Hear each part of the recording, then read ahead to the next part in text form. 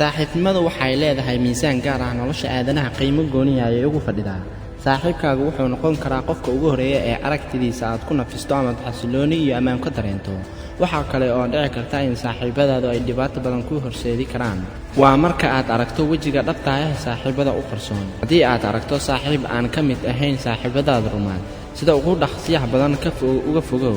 albaabada ugu furmo saaxiibo rumaad oo noloshaada horumarka ka qayb qaadan kara sidaa darteed waxaa jira calaamado ay wadaagaan saaxiibada danaystayaasha ah haddii aad qof ku aragto ay tahay inaad fiiro gaar ah ka yeelato haddaba halkan waxaan idinku soo gudbin doonaa 7 waddo oo lagu garto saaxiibka dhalanteedka ah fadlan haddaad nagu cusub tahay subscribe oo gambaleelka taabo si ay kugu soo gaaraan warbixin kasta aan soo gelino insha Allah marka aad u baahan tahay ma helaysid saaxiibka rumaad si joogto ah ayuu ku garab istaagaa waxa uu aad u raadiyaa faahfaahinta noloshaada halka saaxiibka dhalanteedka uu marmarsiyo ka dhigto wada kasta si aanu ku garab istaagin saaxiibka dhalanteedka waxa uu kula soo xiriiraa marka ay dani kaaga xiran tahay oo kaliya ama uu ku baahan yahay oo qura daraasad arintan laga sameeyay ayaa sheegaysa in 70% noocyada saaxiibada ay danaysi ku dhisan tahay halka 30% oo qura ay ka mid tahay mid rumaad oo maslaxad gaar ah ku dhisan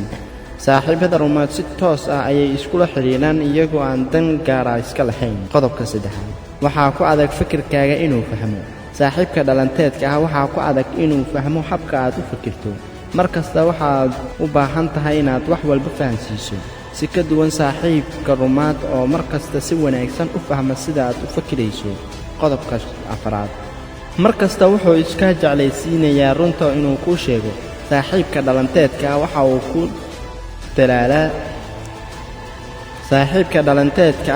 ku dadaalaa inuu iska jeclaysiyo oo aanu runta kuu sheegin dhaliil kasta aad leedahay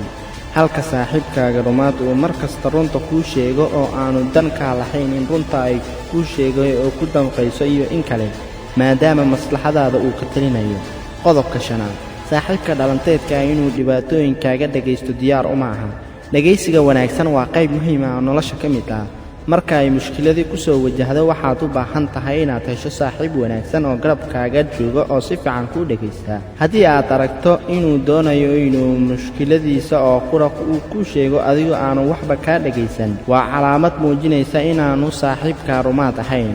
qodobka ka eeg calaamada xaasidnimo inta badan dadku waa saaxiibo wanaaga inta la wada siman yahay oo qura oo aan waxba la iskala dheerayn laakiin marka aad guulo gaarto ayaa dadka qaar ka arkaysaa calaamado xaasidnimo inaanan raali ka ahayn guusha aad gaartay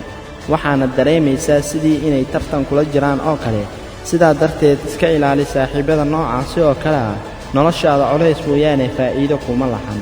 7 saaxiibkaaga rumaad sirtaada ma faafiyo marka aad saaxiibkaaga ku sir qarsato oo sirtaada dhinaca saddexaad aad ka maqasho ogow inaanu qofkaasi ahayn saaxiibkaaga rumaad maxaa yeelay saaxiibada dhabta ah sirahooda iskuma faafiyaan ugu dambayn saaxiibka oran sheeg oo wixii aad ku aragtay oo aanad u helin u sheeg haddii aad ku aragto calaamado qoomamayn ah iyo in uu ka xun yahay wixii dhacay fursad labaad sii markaa waxa uu mudan yahay inaan la xumayn